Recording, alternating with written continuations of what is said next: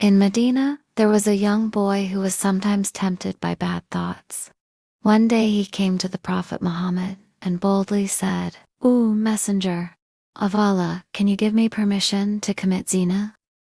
The people around the Prophet became angry and wanted to shout at the boy. But the Prophet said, "Bring him closer to me." The boy, nervous but trusting, came forward and sat down.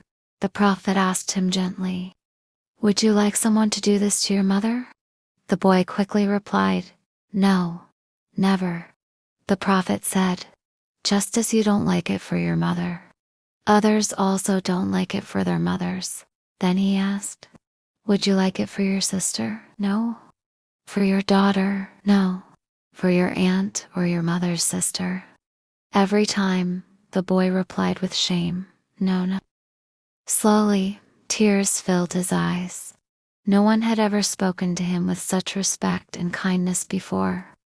Then the Prophet placed his blessed hand on the boy's chest and made a dua. "O Allah, purify his heart, protect his chastity, and forgive his sins." From that day on, the young man said, "Nothing in the world became more hateful to me than that sin." The character of the Prophet changed my heart.